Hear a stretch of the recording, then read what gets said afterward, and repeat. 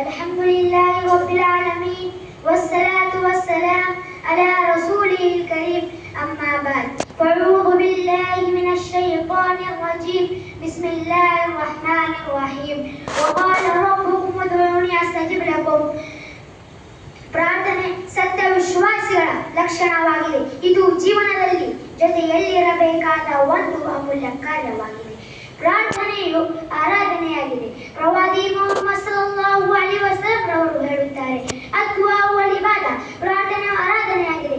ಯಾರು ಅಲ್ಲಾಹನನ್ನು ಪ್ರಾರ್ಥಿಸುವುದಿಲ್ಲ ಅವನು ಆರಾಧನೆಯನ್ನು ನಿರಾಕರಿಸುವವನಾಗಿದ್ದಾನೆ. ಅಲ್ಲಾಹನು ತನ್ನ ಪವಿತ್ರ ಗ್ರಂಥದಲ್ಲಿ ಹೇಳುತ್ತಾನೆ, ವಕಾಲ ರಬ್ಬುಕುಮ್ ಉದ್ಊನಿ ಅಸ್ತಜಿಬ್ ಲಕುಮ್. ನಿಮ್ಮ ಪ್ರಭು ಹೇಳುತ್ತಾನೆ, ನೀವು ನನ್ನನ್ನು ಪ್ರಾರ್ಥಿಸಿರಿ, ನಾನು ಅವರ ಪ್ರಾರ್ಥನೆಗೆ ಉತ್ತರಿಸುತ್ತೇನೆ. ಇದೇ ತರಹ ಅಲ್ಲಾಹು ತನ್ನ ಪವಿತ್ರ ಗ್ರಂಥದಲ್ಲಿ ಇನ್ನೊಂದು ಸ್ಥಳದಲ್ಲಿ ಹೇಳುತ್ತಾನೆ, ಉದುಉ ರಬ್ಬಕುಂ ತದರ್ರುಅನ್ ವ ಖುಫಿಯಾ ಇನ್ನಹು ಲಾ ಯುಹಿಬ್ಬುಲ್ ಮುಅ್ತದೀನ್. ನಿಮ್ಮ ಪ್ರಭುವನ್ನು ಭಯವಿಲ್ಲದೊಂದಿಗೆ ಮತ್ತು ರಹಸ್ಯವಾಗಿ ಪ್ರಾರ್ಥಿಸಿರಿ, ನಿಶ್ಚಯವಾಗಿದೆಯೋ ಅವನು ಮಿತಿ ಮೀರುವವರನ್ನು ಮೆಚ್ಚುವುದಿಲ್ಲ. ಪ್ರಾರ್ಥಿಸುವವನು ನನ್ನನ್ನು ಪ್ರಾರ್ಥಿಸಿರಿ, ನಾನು ಅವರ ಪ್ರಾರ್ಥನೆಗೆ ಉತ್ತರಿಸುತ್ತೇನೆ. ಅಲ್ಲಾಹನು ತನ್ನ ಪವಿತ್ರ ಗ್ರಂಥದಲ್ಲಿ ಹೇಳುತ್ತಾನೆ, ವೈಜಾ ಸಾಲಕ ಇಬಾದಿ ಅನ್ನಿ ಫಇನ್ನಿ ಕರೀಬ್ ಉಜೀಬು ದಅವತದ್ ದಾಇ ಇಜಾ ದಆನಿ. ಓ ಪೈಗಂಬರರೇ, ನನ್ನ ದಾಸರೇ, ನಿಮ್ಮೊಡನೆ ನನ್ನ ಬಗ್ಗೆ ಕೇಳಿದರೆ ನಾನು ಅವರಿಂದ ತುಂಬಾ ಹತ್ತಿರವಾಗಿದ್ದೇನೆ. ಪ್ರಾರ್ಥಿಸುವವನು ನನ್ನನ್ನು ಪ್ರಾರ್ಥಿಸಿರಿ, ನಾನು ಅವರ ಪ್ರಾರ್ಥನೆಗೆ ಉತ್ತರಿಸುತ್ತೇನೆ. ಅಲ್ಲಾಹನು ತನ್ನ ದಾಸರಿಗೆ ಪ್ರಾರ್ಥನೆ ಮಾಡುವ ಆದೇಶ ನೀಡುತ್ತಾನೆ. ಪ್ರವಾದಿ ಮುಹಮ್ಮದ್ ಸಲ್ಲಲ್ಲಾಹು ಅಲೈಹಿ ವಸಲ್ಲಂ ಅವರು ಹೇಳುತ್ತಾರೆ, ನಿಮ್ಮ ಪ್ರಭು ಪ್ರತಿ ರಾತ್ರಿಯ 1/3 ಭಾಗವು ಉಳಿದಾಗ ಸಮೀಪದ ಆಕಾಶಕ್ಕೆ ಇಳಿದು ಎಂದು ಹೇಳುತ್ತಾರೆ. ನನ್ನಲ್ಲಿ ಪ್ರಾರ್ಥಿಸುವವರು ಯಾರಾದರೂ ಇದ್ದಾರೆ, ಇದ್ದರೆ ನಾನು ಅವರಿಗೆ ಉತ್ತರಿಸುತ್ತೇನೆ. ನನ್ನಲ್ಲಿ ಬೇಡುವವರು ಯಾರಾದರೂ ಇದ್ದಾರೆ, ಇದ್ದರೆ ನಾನು ಅವರಿಗೆ ಕೋರಿಕೆಯನ್ನು ದಯಪಾಲಿಸುತ್ತೇನೆ. ನನ್ನಲ್ಲಿ ಕ್ಷಮೆ ಕೇಳುವವರು ಯಾರಾದರೂ ಇದ್ದಾರೆ, ಇದ್ದರೆ ನಾನು ಅವರಿಗೆ ಕ್ಷಮಿಸುತ್ತೇನೆ ಎಂದು ಹೇಳುತ್ತಾನೆ. ಸಹೋದರರೇ, ನಮ್ಮ ಸಮಾಜದಲ್ಲಿ ಬಹಳಷ್ಟು ಜನರು ಅಲ್ಲಾಹನನ್ನು ಪ್ರಾರ್ಥಿಸುವುದನ್ನು ಬಿಟ್ಟು ಅಲ್ಲಾಹು ಅಲ್ಲಾದವರೊಂದಿಗೆ ಪ್ರಾರ್ಥನೆ ಮಾಡುತ್ತಿದ್ದಾರೆ. ಅಲ್ಲಾಹನನ್ನು ಆರಾಧನೆ ಮಾಡುವುದನ್ನು ಬಿಟ್ಟು ಅಲ್ಲಾಹು ಅಲ್ಲಾದವರೊಂದಿಗೆ ಆರಾಧನೆ ಮಾಡುತ್ತಿದ್ದಾರೆ.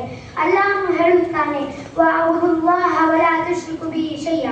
ನೀವೆಲ್ಲರೂ ಅಲ್ಲಾಹನನ್ನು ಮಾತ್ರ ಆರಾಧಿಸಿರಿ, ಅವನೊಂದಿಗೆ ಯಾರನ್ನು ಸಹಭಾಗಿಯನ್ನಾಗಿ ಮಾಡಬೇಡಿರಿ. ಇದೇ ತರಹ ನನ್ನ ಜೀವನದಲ್ಲಿ ಎಷ್ಟೇ ಕಷ್ಟ ಬರಲಿ, ಎಷ್ಟೇ ತೊಂದರೆ ಬರಲಿ, ನಾವು ಅಲ್ಲಾಹನನ್ನು ಮಾತ್ರ ಪ್ರಾರ್ಥಿಸಬೇಕು, ಅವನಿಗೆ ಮಾತ್ರ ಆರಾಧಿಸಬೇಕು. ಅಲ್ಲಾಹನನ್ನು ಬಿಟ್ಟು ಇಂತರರನ್ನು ಸಹಭಾಗಿಯನ್ನಾಗಿ ಮಾಡಬಾರದು. ಮಾನ್ಯರೇ, ನೂಹ್ ಅಲೈಹಿಸ್ಸಲಾಂ ಮತ್ತು ಅವರ ಅನುಯಾಯಿಗಳನ್ನು ಜಗತ್ತಿನ ಅತಿ ದೊಡ್ಡ ಚಂಡಮಾರುತದಿಂದ ಕೇವಲ ವಸ್ತು ಪ್ರಾರ್ಥನೆಯಾಗಿದೆ. ಸಮುದ್ರದ ಕತ್ತಲೆಯಲ್ಲಿ ಮೀನಿನ ಹೊಟ್ಟೆಯ ಕತ್ತಲೆಯನ್ನು, ರಾತ್ರಿಯ ಕತ್ತಲೆಯನ್ನು ಯೂನುಸ್ ಅಲೈಹಿಸ್ಸಲಾಂ ರವರು ಏನಾದರೂ ನೆನಪಿಸಿಕೊಂಡರೆ ಅದು ಪ್ರಾರ್ಥನೆಯಾಗಿದೆ. ಮತ್ತು ಅಯ್ಯೂಬ್ ಅಲೈಹಿಸ್ಸಲಾಂ ರವರು ರೋಗದಿಂದ ಕಾಪಾಡುವ ವಸ್ತು ಪ್ರಾರ್ಥನೆಯಾಗಿದೆ. ಮಾನ್ಯರೇ, ನನ್ನ ಜೀವನದಲ್ಲಿ ಎಷ್ಟೇ ಅಪಘಾತ ಬರಲಿ, ನಾವು ಪ್ರಾರ್ಥನೆಯಿಂದ ಅಲ್ಲಾಹನಿಗೆ ಸಹಾಯ ಬಿಡಬೇಕು. ಯಾಕೆಂದರೆ ಪ್ರವಾದಿರವರು ಹೇಳುತ್ತಾರೆ, ಲಾ ಯರದ್ದುಲ್ ಕದಾ ಇಲಾ ದುಆ.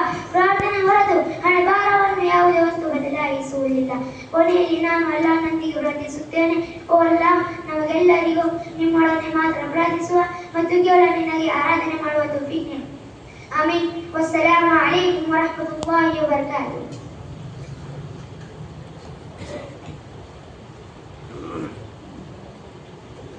माशाअल्लाह, जज़ाकल्लाह वास्ता।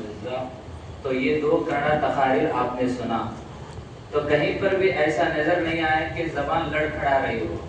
इतने साफ अंदाज में कन्नड़ा जबान के अंदर, इसलिए कि बहुत सारों को जब बात करते हैं तो जबान लड़खड़ाती है, तो सही ढंग से बात भी नहीं कर पाते हैं। तो इतने बेहतरीन अंदाज में क्या है, इन्होंने कन्नड़ा में तकारीर करके दे। अल्लाह से हम दुआ करते हैं कि अल्लाह इनके जबान के अंदर तासीर दे, अल्लाह रब्बुल आलमीन इन्हें आलिम व अमल बनाए।